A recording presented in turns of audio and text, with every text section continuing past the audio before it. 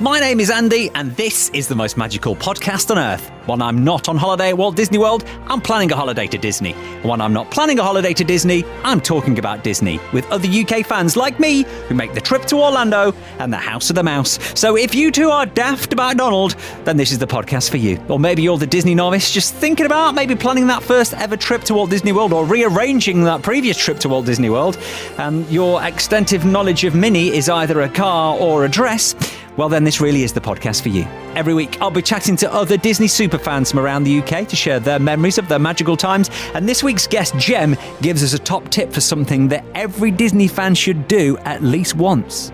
If you're a big Disney fan, it's quite an expensive thing, but it's so worth it.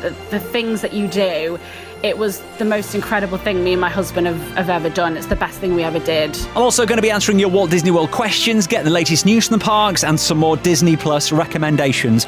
All the essential information you need to know about what's going on at Walt Disney World. And make sure you keep in touch right now. Facebook, Twitter and Instagram. We are at PodMagical. This is the most magical podcast on earth as part of the Secret Recordings Network, here to answer your questions the best we can every week on the podcast. If you have any questions, whether it comes to planning or just general ideas for things to do on holidays, do let me know. Facebook, Twitter, Instagram, PodMagical. Judith wants to know, we are still considering going in November. However, even though we're staying on site, the way I read it, it looks like that doesn't guarantee us entry to the theme parks. Can you clear it up? I've had a look at this myself, Judith, and the way it looks, yes, at the minute, when the parks do reopen in July, you will need a reservation to get in the parks every day. So to get in the parks, you will need firstly a ticket, and then you will need to go online onto the new reservation system when it launches and need a park reservation every day. And you can only get one park per day, so there's going to be no park hopping. As I see it, it doesn't look like staying on site will guarantee you entry to the park. So don't just think because you're staying at Walt Disney World in one of their hotels, that just means you don't have to bother with the reservations every day. The way I read it is you will still every day have to go on and get a reservation for the park. So you might be there for 2 weeks. You might be lucky, you might get a park reservation for all 14 days, or it might be that you only get a few days. But that's the way I read it at the minute. Judith, you are right. It doesn't mean that staying on Disney property guarantees you entry to the park in the current situation. Obviously, things can change. Things might even change before the parks open in July. Things might start to change gradually by the time you go towards the end of the year. That's kind of the gamble you're going to take, really, as things stand at the minute. I wouldn't want to go. In fact, I've just cancelled our trip. We were supposed to go at the end of September, as I mentioned on last week's podcast. We decided, you know what? Things might change, but do you want to put all your eggs in one basket? Let's just forget it this year and go next year. Part of me thinks that, and I heard somebody actually say this week, that maybe Disney doesn't really want you to go. Because the whole point of going is experience the whole magic, the fireworks, the parades, being able to park hop and things like that. And if it's just not the same, would you kind of really want to ruin that magic? Especially if it's your first time, or maybe even second or third time, but definitely your first time, I'd say. Forget it. Hello to Tom as well, who says, Andy, we've given up hopes on going in September, so we're going to go next year instead. However, now that we've got this year's holiday budget and next year's holiday budget, do you think 3 weeks is too much at Walt Disney World? You're asking the wrong person. 3 weeks is still not enough at Walt Disney World as far as I'm concerned. As long as things are a bit more back to normal next year when you go next year, I could easily stay 3 weeks. Here's another suggestion as well. It doesn't actually stay where you're staying. Maybe you want to upgrade your hotel, or maybe have a few extra days and upgrade your hotel. I've noticed before when I've been pricing up holidays, hotels in general throughout the world seem to be more expensive on a Friday and a Saturday night. So how about you start your holiday by flying out there on the Sunday, staying for 2.5 and a bit weeks, and then coming back on the following Friday. So that eliminates you staying at the weekend. So you're only staying 2 weekends and you're going kind of like the weekdays either side. So have a look at that and, swap the hotels around maybe. And of course, going for 3 weeks as well, it might just make you relax a little bit more. So rather than going hell for leather in the theme parks every day, you might go, do you know what? We'll just have a pool day today. Or we'll just have a Disney Springs day today. We'll just take it a little bit easier. But 3 weeks, it's still never enough. After 2 weeks, I just want to live there forever. Thanks for your questions. Hope they're of some use, of course, if you've got any questions. Or if you want to come on the podcast for a bit of a chat about Walt Disney World, we might not be able to go. We might be able to go this year. But we can talk about when we have been. We can still talk about favourite rides and attractions. Do get in touch. Facebook, Twitter, Instagram. We are at PopMagical. And Jem is on the podcast this week. We are going to be talking about cruises, Disney cruises, and we're going to talk about Disneyland and things like that. But first of all, let's talk about Walt Disney World and tell me, Jem, why you love Walt Disney World. Do you know what? Like, the other podcast, I think it was your last guest, she said it's the escapism. But do you know what? For me, it sounds really cheesy. It feels like I go home. Do you know when my grandparents lived down south when I was younger, they lived in Worthing, which was like a 4-hour drive, but we used to go and stay with them for 2 weeks at a time. Felt really relaxed. You feel in a familiar surroundings. And that's what Disney's become for me, like a familiar surroundings. I've got so many memories there and I just feel comfortable, just relax. And it just feels like going home now. I love it. Love it so much. And it was for a while, wasn't it? So anybody who went, what I'm going to say, about 2012, they might have been served by you in the Rose and Crown at Epcot. Yes, yeah, yeah. 2011 till 2012. Yeah, I worked at the Rose and Crown. Aw. Oh, happy days. So what was that like, working for the mouse? It was, do you know what? I never thought that I would go and work at the Rose and Crown, only because I'm quite clumsy, and I was just like, how am I supposed to carry a tray of drinks to people? No, I'm not going to do it. And I just missed it so much because I'm very lucky. I've worked for them twice before as well, and I just missed it so much. And I was like, do you know what? I've got to do it. And I knew people that had done it before, and I was like, what's the best way to do it? What do I need to do? And they were like, apply for food and beverage. You get way more chance doing food and beverage. And it was just the best year ever. The friends that I made, I'm still in touch with them. We actually had a Zoom quiz the other weekend. You know, we've been to each other's weddings. Some of them have gone back to work again, and we've seen them then. It's just work. It's just magical, isn't it? Isn't it just? It's just magical. Even working for Disney, it's just magical. I love it. So, when was the first time you ever went to Walt Disney World? The first time I was 6 years old. It was quite a while ago. Yeah, I was 6 years old, and I think, like everybody, it's supposed to be this once in a lifetime. You know, your parents are like, this is going to be the only time we go. It's a once in a lifetime holiday. We're going to have the best time. And then, 30 years later, I'm still going. Still going. To be honest, though, that once in a lifetime, it kind of feels like that at the minute. You're never going to go back again. Well, well, hopefully. Yeah, hopefully. Oh, it makes you sad thinking about it, doesn't it? We will be back. We will be back. We will. We will. Keep dreaming on that star. Every time. So have you got a favourite memory from either the times you've been on holiday or as a cast member? What's that one standout thing? When people say Walt Disney World, have you got a favourite moment that you hold closer to your heart than any other? Oh, I've got so many. I think meeting my husband, getting engaged. Well, that's got to be number one, surely. Oh, yes, of course. Yeah, meeting my husband was quite, a good memory. I can still remember this to this day, not being able to pronounce his name for like the first 3 months because he's Welsh and his name's Geraint, and when you see it written down, it's like, what? So did you work together in the pub? Well, I started in the August, and he didn't actually arrive until the following March. So he was actually front of house, and I was actually a server.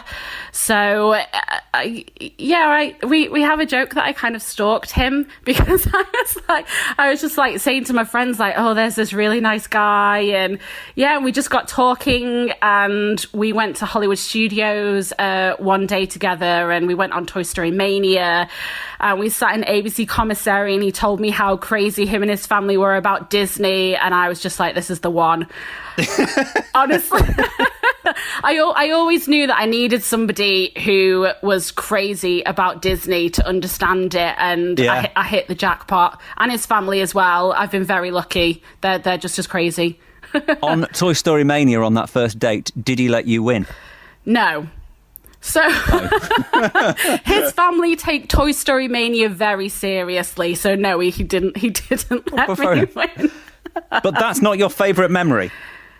No, I just got so many. But do you know what? My funniest memory, I don't know what my dad's going to say if I tell this. So we went, I think it was like 97, 98. We were staying at All Star Music. And it was like my mum, my dad, me, my sister, and my grandparents. And we walked in, and there was this massive Winnie the Pooh plush that was, outside the store. And we just walked in. It's really quiet in there. And my dad just goes, "Cor blimey, that's a big poo." And we just looked at him and that's such a British thing as well. Yeah, the Brits are in. And then just later that night, we're in our bedroom and me and my mum and sister just started killing ourselves laughing. And my dad wasn't pleased. And we just all started laughing. Oh, but yeah, so many memories. I'm very lucky. Now, I know that your love of Disney holidays has gone a bit beyond just going to Walt Disney World, so I want to talk about those in a minute. Okay. But because you've been kind of here, there and everyone doing the things, I want to blast through your favourite Walt Disney World things. So let's do these as quick as possible. Okay. All right? And you should have I'm guessing you've eaten at a lot of restaurants in Walt Disney World. Dining plan, yes.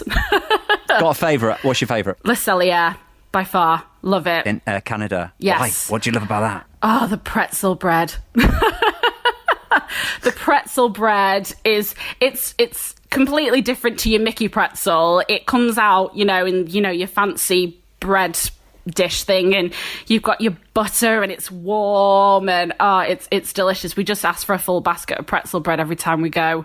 So you don't have the steak, just the pretzel bread? Just keep bringing the pretzel bread. Oh no, but the steaks as well, the filet mignon with a mushroom risotto. It's so good. The sprouts at Le Cellier. I have not had the sprouts. Maple bourbon sprouts. Oh, that sounds... Oh, yeah. Okay. Yeah, tried to recreate them for Christmas. Didn't quite work. It just wasn't the same. I bet it's Favourite resort? French Quarter. And it's classed as a moderate, and I think a lot of people, when you say favourite resort, it's like, the Grand Floridian and Animal Kingdom, but I just love the architecture of the French Quarter, and even it's such a small resort, and even when it's busy, it still feels really small and really quiet. Yeah. And, you've got the cobbled streets and the different coloured buildings. And I just love that it's smaller than a lot of the other resorts that you go to, where they just feel like massive and there's massive amounts of people. It's just really quiet and quaint, and it's beautiful, beautiful. Do you have a favourite attraction, which could be a parade or a show? At the moment, I've got to say Rise of the Resistance just blows you away. It's the most incredible thing that Disney has ever done. It's for the first time we went on it in January. Just the experience of trying to get in the virtual queue, that was an experience in itself. The first morning we did it, 7:00 in the morning, queuing for a Starbucks. There was 5 of us in our group, and we're all on our phones, like trying to get Wi-Fi and trying to get on. And then you just slowly start hearing these cheers from these little pockets of groups, and that's amazing in itself. But the first time you go on that ride, when you don't know what's going to happen or what to expect, you just coming off the ride, we're blown away. It's amazing what they've done. It's incredible. I can't wait to go on it. I can't wait to go on it. I can't wait to go on it again. It's just it's amazing. Again. Let's talk about then some of the other trips that you've done. Yeah. How many of the Disney parks have you done? I have done all of them apart from Tokyo. So you're not quite in the Six Castles Club just yet. That was supposed to be this year. Right. It was supposed to be this year. My brother-in-law is an athlete, and we were hoping he would go to the Olympics. So the Olympics were going to be in Tokyo, so we were hoping to kill 2 birds with 1 stone and do Tokyo. So then that would have been all of them. But just wasn't meant to be. Never mind. We'll go another time. No, maybe next year then. Have they got a date for the Olympics? I think they've pushed it back to 2021, I think. Yeah. So you never know. Maybe next year. Maybe next year. You never know. Maybe next year. What is your favourite park then out of all the ones in the world? I actually kind of have a real soft spot for Disneyland California. I think Walt Disney World, Hollywood Studios is my home. I worked there twice. But Disneyland California, just knowing that Walt helped to build it, it was Walt's vision. That just makes it feel a little bit more special. I think that one does. And you've even done the behind the scenes tour there, haven't you? In fact, tell me about the the tour that you did in California? Yeah, so we did something, I don't think a lot of people in the UK have heard of this. Disney have something called Adventures by Disney, which is, it's kind of like an itinerary-based group experience. So me and my husband, 4 years after we got married, we did the Adventures by Disney. We did a Southern California trip. So we did 4 nights and 3 days. So basically we stayed at the Disney Grand California Hotel, which is part of the package that you paid for, and you have 2 tour guides and they take you to different places around Disneyland.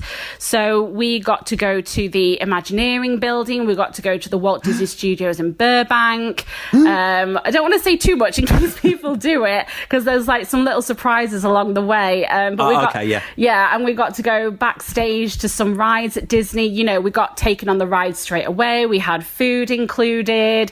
If you're a big Disney fan, it's quite an expensive thing, but it's so worth it. The things that you do, it was the most incredible thing me and my husband have ever done. It's the best thing we ever did. It was amazing. That's the best holiday you've ever been on, would you say then? I'd say that's kind of like one of the best Disney experiences that we've ever done. It was just so special, and you know, even though you were in a big group, they still made me and my husband feel special because it was our honeymoon, and it's just incredible. I cried a lot. Cried a lot. The tour guide that we had, her name was Laurie. She was like, "Oh my goodness, you're so precious," because I just kept crying everywhere we went. I think that'd be me. Yeah. Do you get? Maybe you close your ears if you don't want to know the answer to this question. Do you get to go into like Walt's office in the Disney Studios, or do you get to go into his like room in Disneyland? You don't get to go in the one at the Burbank Studios, but you do get to go somewhere else. There we go. Okay. Oh, teaser alert. Now people are going to be getting online going, Adventures by Disney, Southern California. I suppose it is that trip, though, if you've got a special, like you say, it was your honeymoon or a special birthday, or you've won the lottery, or you want to treat yourself. Yeah, and it took us, it's expensive, but it's so worth it. And I was the one that kept persuading my husband to do it, and I just read out what you did on it, and he was like, yeah, let's do it. And it was such a special thing to do for our honeymoon. It was something different as well. Like, we love going to Florida. It's one of our favorite, pretty much we're very lucky that we get to go every year, but this was special. And it's not something you want to do again and again and again, but it was so special just to do it and to have that as our honeymoon. Great memories. And you've also done a Disney cruise as well. So we'll talk about Disney cruises in just a moment. We'll be back with Jem on this week's podcast after we've had a quick recommendation from Disney Plus. If you're still stuck at home, you're housebound, still on lockdown, and you think you've exhausted everything on Disney Plus, there's always more to be found. And I'd love your suggestions, the things that we might not have thought about. If you want to get in touch, Facebook, Twitter, Instagram, we are at PodMagical. Hi to John, who this week is recommending the film Tomorrowland, starring George Clooney. It just makes me think of Walt Disney World, Andy. In fact, the opening scene is where the character goes to the 1964 World's Fair, so you get to see him on It's a Small World. And then a lot of the background scenes remind me of the likes of Epcot and Space Mountain in Tomorrowland. So there's my recommendation for you, Andy. Thank you very much, John. Tomorrowland, and if you're not interested in the film, you can just watch George Clooney. Tomorrowland on Disney Plus. If you have found anything on Disney Plus you think that's brilliant, I would never have found that if I hadn't been sat here for 3 hours just skipping through everything. Let me know. Facebook, Twitter, Instagram, PodMagical is where we are. Get in touch. Same place to go if you fancy coming on the podcast. We can't go to Walt Disney World at the minute. Maybe your plans are all up in the air. You've had to postpone this summer holiday to next summer. Still, I'd love you to come on the podcast and talk about it, whether it's favourite restaurants or rides or how you plan or what you're looking forward to. Or maybe you've been on a Disney cruise like this week's guest, former cast member. So you've done Disney cruise. Yes, did a Disney cruise, went to Cozumel and also Disney's private island. Castaway Key. Yeah, Castaway Key. That was great. And do you know what? They have an adults-only beach. That was great. Oh, perfect. Because people will say, a Disney cruise, that's just going to be full of screaming kids, isn't it? Surely that's not a great place for, just because I'm guessing you didn't have kids with you. No. Is it good for just adults? Oh, if you're Disney mad, yeah. I mean, obviously, it's kind of the places that there's different areas on the ship that are for adults, and there was an adult-only swimming pool, and there's like a kids deck, and then I think it's just for like generally what Disney is. It's for everybody. There's things for everybody. They do daily activities on board. We did a lot of the Disney quizzes, and there seemed to be a lot of people our age there. We did an excursion where we went on segways along the coast. It didn't really have kids there. So they definitely cater for everybody. So if you don't really want to be with screaming kids, like me and my husband are the childless millennials.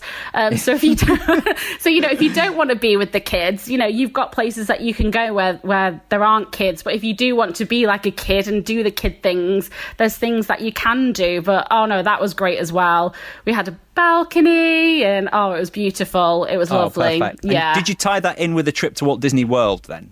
Well, yeah, I was actually visiting my husband. He was still working for Disney. So you left him with Mickey Mouse and you came back home? Well, he'd only just really started his program. So my program was August 11 to August 12. His program was March 12 to March 13. So I left in the August and I was like, you're not coming home. You are doing your program. And I went back twice to go visit him. And that's the only reason you wanted him to stay, isn't it? I maybe took advantage of some of his cast members' discounts whilst I was there. I see your game. Well, we did, I kind of persuaded him to do quite a few things. So I went to visit him in the January and we did the cruise, and then we flew to LA and went to Disneyland. Get that, that staff discount. I see what you're doing. Yeah. And we still had what's called a main gate pass for people to get in for free. So we did take advantage of his cast discounts a lot. So, but hey, you got to do what you got to do to get these Disney holidays. They're not cheap. Yeah, and at the end of the day, you were doing it for love. Yeah, exactly. The love of Disney. Yeah, the love of Disney. I'm guessing he wasn't your husband at that point then? No, not at that point. Did you have a Disney wedding? We had a Disney themed wedding. So didn't do your typical Mickey, Minnie or princesses. We actually did like a Walt Disney World. I say we, but it was kind of me who did everything, obviously. He was just like, do you mind if I do this? Yeah, that's fine. So we had a Walt Disney World themed wedding. My nana painted like the Walt Disney World map, and that was like our seating chart. Good idea. Yeah, all of our tables were named after rides. Walked down the aisle to the Tangled song, At Last I See the Light, walked back down to the Up Married theme. Oh my word, I'll be crying my eyes out at that music. Oh, it gets me every time. That when you hear it, Main Street USA, when you're walking down and you hear it, it's like, oh, I'm home. But yeah, we kind of did it a little bit differently. I did Walt Disney World rather than like your usual. But my mum made my cake. It was amazing. It was each layer represented a different park. So I had like an Epcot, so she did all like the triangles, and then she kind of did like a tree thing on the Animal Kingdom one. She did stars on the Hollywood Studios. And then the topping of the cake, she made our name badges from when we worked there. Cast member badges. Yeah, so she made like a bigger version of our cast member badges for the top of the cake. So it was We need amazing. to see a picture of this cake, please, for our socials. I will send it. It's incredible. She kind of sat with me, and I was like, I want this. She's like, okay. And if there's any cake left, I'll have a slice of that as well. So as a former cast member, or just somebody who's just been a lot, what are your top tips for people when it comes to planning or places to stay? How would you do? What are your tips when people say, what's the best way to do it? Do you know what? I'm such a planner. I'm like your spreadsheet sort of girl. I go on websites like Undercover Tourist and see which theme parks they say to go on what day. I'm that person who's on a laptop, a phone, a computer, when it's time to book your fast passes, when it's time to book your dining. My husband just lets me get on with it. He's just like, yeah. I'm like, where do you want to go? He's like, doesn't matter. I know you'll pick good restaurants. So I'm very much a planner. But one thing that I've kind of picked up recently is with fast passes, a couple of things. I always do my fast passes for like first thing in the morning. I think some people think you should do them later, but I always do them first thing, because as soon as you've scanned that first fast pass and you've got a whole first hour before you have to go, to your fast pass till it ends, go back onto the My Disney Experience app and see if you can get an earlier fast pass for the rides that you've already got booked for your second fast pass, or book another one. And then as soon as you've used your 3, I think a lot of people take them for granted. Sometimes it's easier to go to the kiosks that they have in the park. Okay. So rather than going onto My Disney Experience, which, you have to have Wi-Fi, the kiosks are actually really good. My husband and I were at Magic Kingdom at like 9 o'clock at night, and we got fast passes one after the other straight away for Teacups, Buzz, and I think I can't remember the other ride, but like Space Mountain or something. And people were queuing, and the fast passes were for like 5 minutes time. So that's a really good thing as well, especially later on in the evening for smaller rides. Don't bother using your fast passes for those smaller rides earlier on in the day. Wait till later, and you might get lucky. That's what we found. We've been lucky in the past getting fast passes for the smaller rides. Yeah, good tip for when fast passes obviously return to the parks. Obviously, there are no fast passes at the minute when people are going to go back this year. Are you planning on going this year? Have you got another thought? I know obviously you said Tokyo would have been this year, but maybe next year. Yeah, well, what are your thoughts at the minute? We were supposed to go in August as well. We were going to have like 3 weeks in August, which is very likely not supposed to happen. Yeah. And then definitely next year, 50th anniversary, definitely. So probably be October. Was there for the 40th as part of my year program. That's a long time ago now when you say it like that. Yeah, so definitely for the 50th anniversary, even though it's going to be busy. Yeah, are you going to be there on like the actual 1st of October, on the actual 50th birthday? Is Probably, that what you're planning? Yeah, that'll be, but I think for me it'll be go in, see the ceremony, maybe get some merchandise and then leave. That's what we that's what we did for Epcot's 35th. We got there early, went and got the merchandise, and then we left because everybody wants to be there, don't they? When it's big events, and you're just like, nope, gonna go get my merchandise, say I was there, and then go. It'll just be get out. Yes. Well, maybe fingers crossed. I mean, you never know, that August trip might happen. Fingers crossed. Hopefully. Let's keep that Mickey magic. Let's just think of that Disney magic. Meanwhile, lovely talking to you, Jem. And you. And I usually say have a magical day, but do you want to say it? Have a magical day.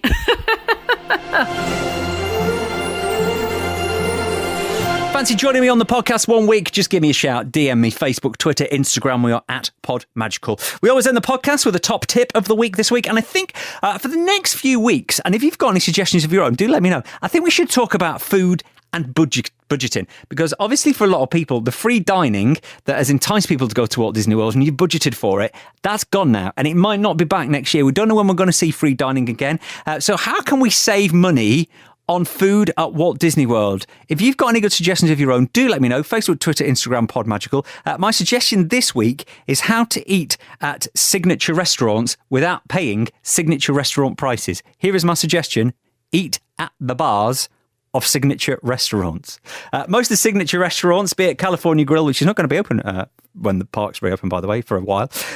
So, for example, California Grill has got a bar. You don't need a reservation to be there.